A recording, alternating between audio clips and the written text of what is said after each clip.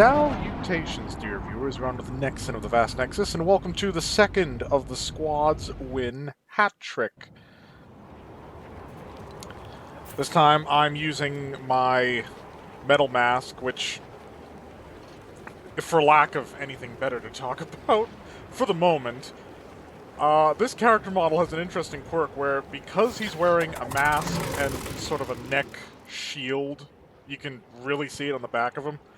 His head has a very limited range of motion, so if it looks weird while he's running, that's why. I also got this glider, the Surefire, because it went with Supersonic and because I wanted a glider in the style of, like, the Chapter 1 vintage glider, because, of course, I didn't have that because I wasn't here for Fortnite Chapter 1. And meanwhile, I've got a bunch in the style of the Chapter 2 default, so that wasn't an issue. So the title of this video, should all go according to plan, is Still Say Camping Doesn't Work. I know that a lot of sweats will probably tell you that unless you manage to snipe them from the shadows, that they'll, like, outbuild you in a second and camping has absolutely no effect. However, in the recent set of videos, I have pointed out the fact that I've seen more and more people use camping, and to surprising effect. Now, the conclusion of this is not exactly going to help validate my point on the grounds that we were defensively camping in the sense that we had fortified, but we weren't stealth camping. And yet those who were attempting to do that sort of got railgunned by our incredible force. The thing is, and yes, I am sort of rehashing something that I've probably said a wearily amount of times in Broken Royale videos, but the fundamentals of Battle Royale are survival.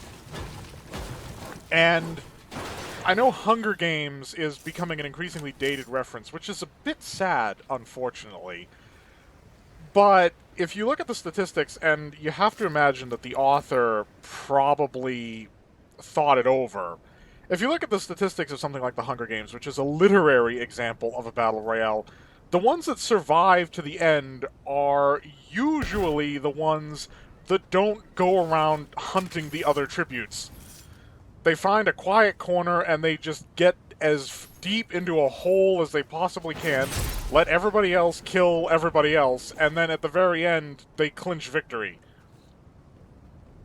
I mean, the Hunger Games was turned into a very popular film series, so if literature is not your thing, you can even watch it. But I don't understand, and I think this is more so the spiel I'm going to go on here, I don't understand those who have a desire for the hot drop. Like, why? If the goal is to make kills, that part will happen pretty definitely even if you do camp, because sooner or later, it'll be down to 2, and you're gonna have to fight somebody. I mean, you'd be extremely lucky if that wasn't something that had to happen. And the third in this hat trick series will actually allude to that. You'll see that when it comes out, but that one is another one that requires a fair amount of intercuts, and, well, I have yet to begin. So these two installments will be coming out much closer together, as opposed to the third one. Not that that matters, because depending on the time that this is being observed, that it could be out already, which makes this entire conversational tangent moot, except to point out the peculiarity, shall we say, of time itself being a fascinating matter of perspective.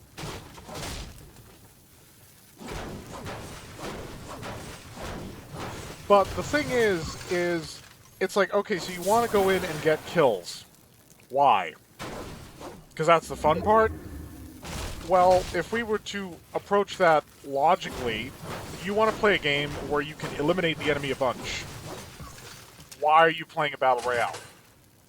In classic deathmatch, your enemy conveniently comes back every time they're killed, just so that you can kill them again.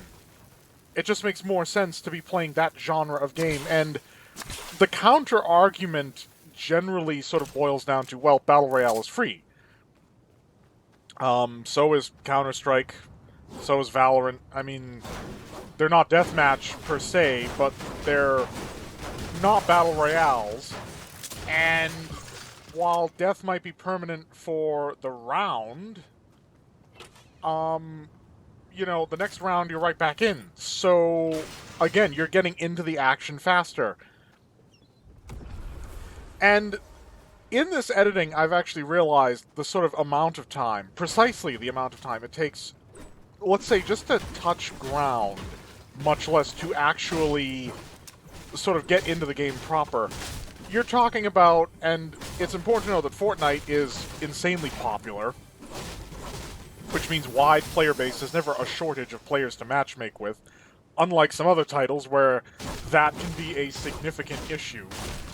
You're talking about, say, 30 seconds of matchmaking. This is followed by potentially up to a minute on the starter island, waiting for the match to begin.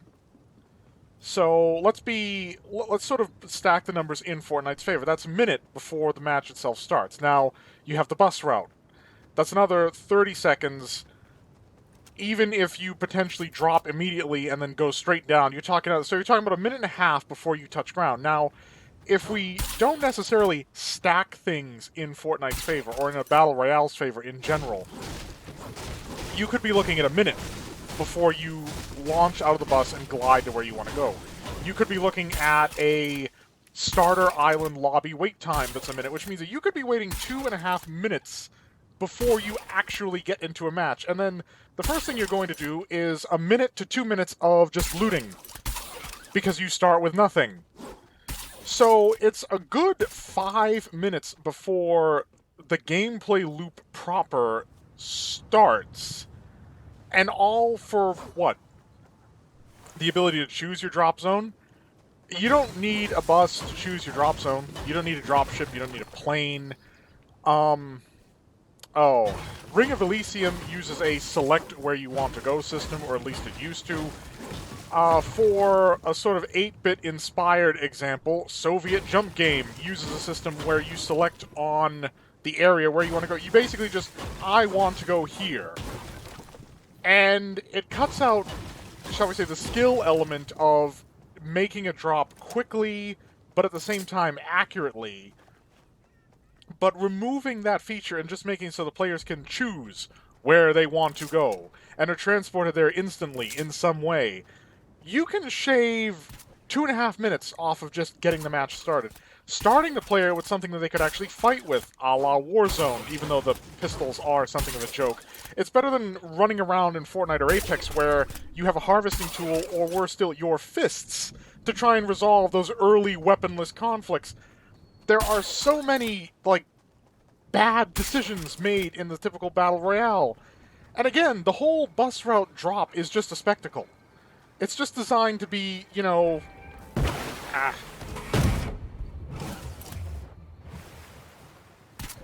It's just designed to be... My phone went off. Sorry about that, folks. The whole bus drop is just designed to be a spectacle. That's what it is. And is it a necessary spectacle? Because, oh, you fly over the map, you see everything. Sure. Yes. However, we've already seen everything. You can only do so many of these matches, so many drops, before it's like, wow, I haven't done this 100 times before.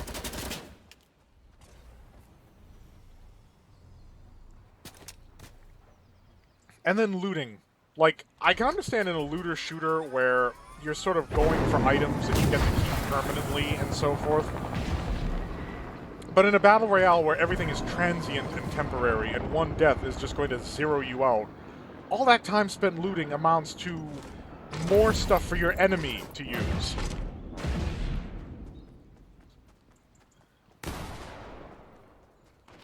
Now, for something perhaps more contextually important for this match, I went into Doom's Domain because I needed to use a changing booth, or a disguise booth. So I soloed in a squads match where we're a man short in the first place, which I wouldn't recommend. That's not a tactic that I normally like or would advise.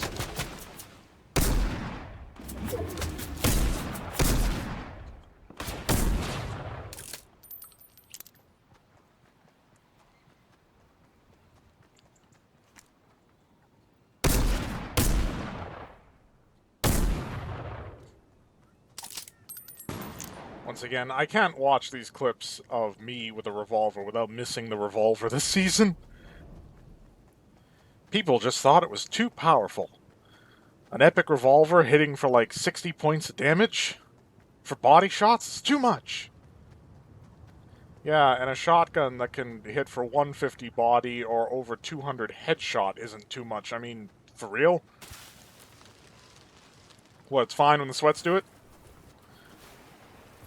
Oh, but you gotta get close to do that. Yeah, you think it's easy aiming a 6-gun?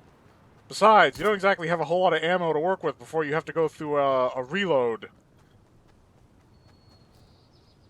Furthermore, it's a pistol weapon that uses rifle ammunition, which, in general, because of how SMGs dump ammo, you will always find more light ammo than you will medium ammo. It's the same as you'll always find more medium than you will heavy.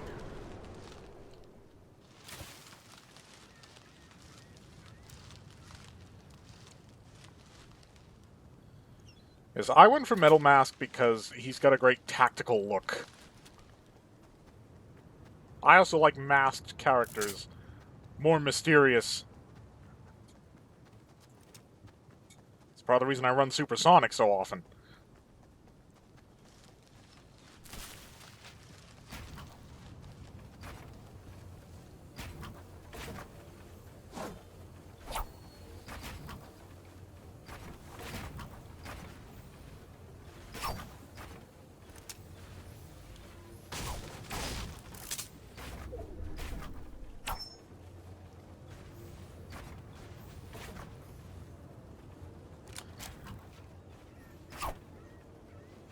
Yes, it's unusual to see us building.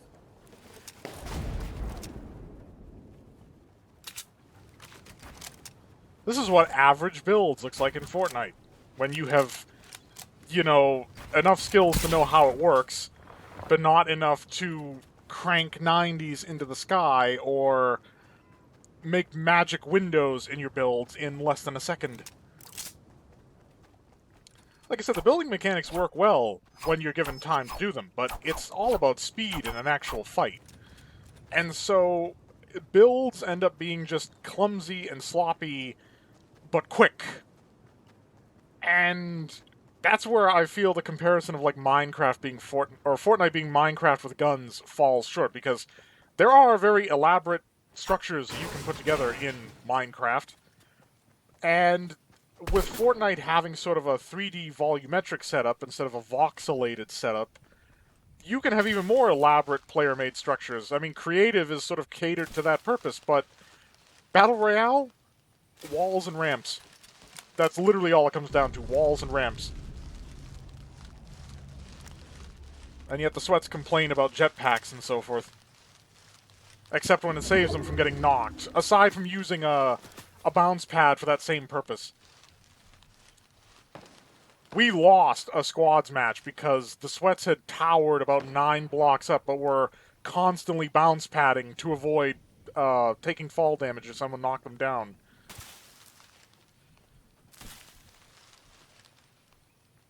Yeah, Calamity Creeper decided to do a little solo reconnaissance, which we both advised against. This was followed by a prompt backing down and rapid retreat.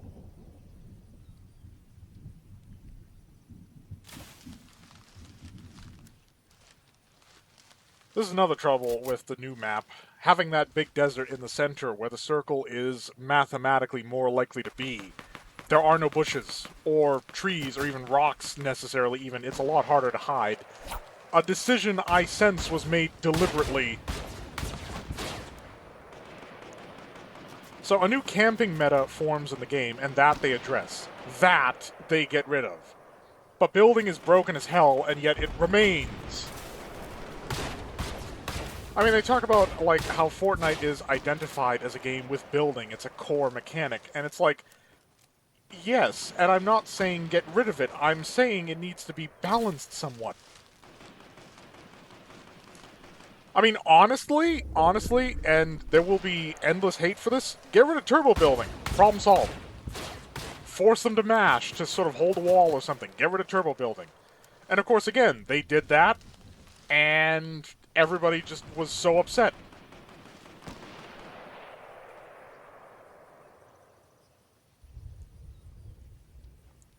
Honestly, I had a more elaborate idea in mind.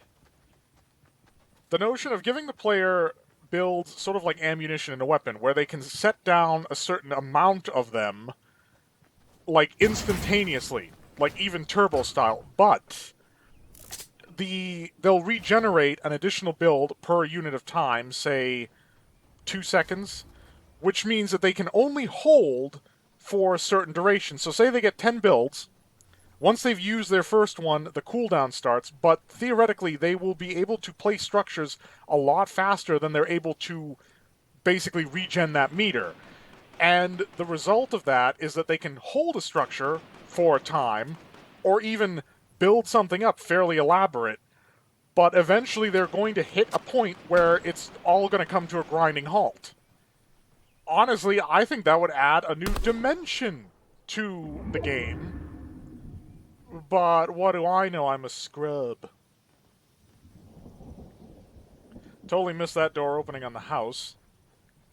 It's not the first, like, sight of that other final team that I would miss. This must have been an off match for me.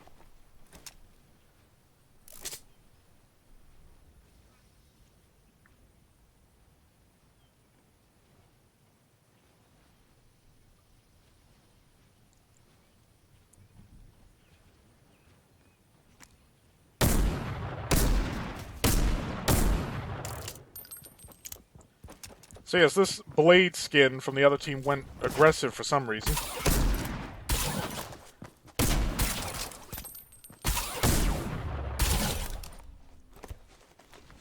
The rest of his team just sat it out.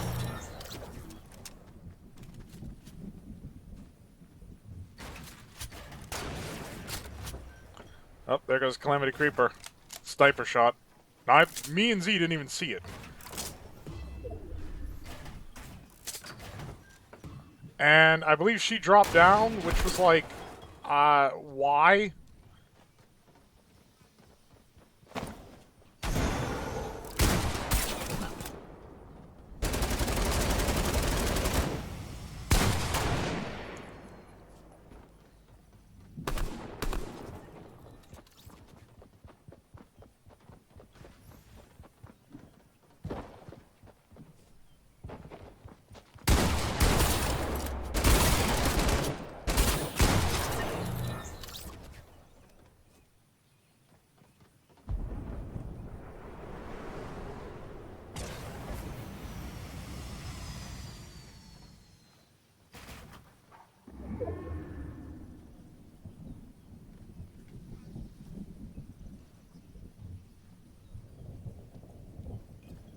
So yeah, I saw the other team where they were camping. Didn't notice it at the time, until they started moving because of the storm. They're camping the way that me and Z used to before we developed a modest amount of skill in this game.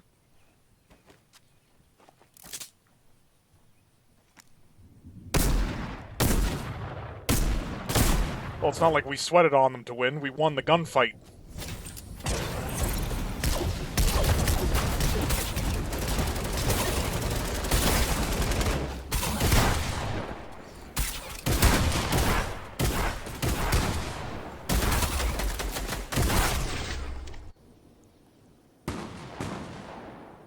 I mean, they were going so stealth, they didn't even open the supply drop. I mean, the odds are definitely not in their favor. We have a whole porta-fort, high ground on a hill. They don't know that we're down to just 2.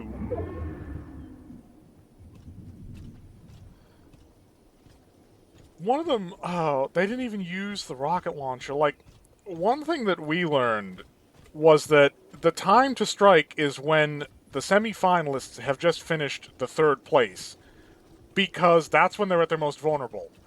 They're not necessarily scanning the environment, their health is probably low, their weapons might need to be reloaded. You want to hit as soon as that second-to-last battle is done. And Z just blasts that guy.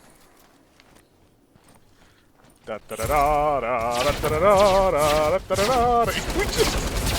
Oh, that was death from above made manifest. Thank you all so much for watching. I hope you've enjoyed this video.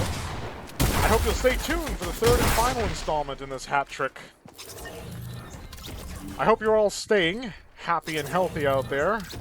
And as always, fare thee well.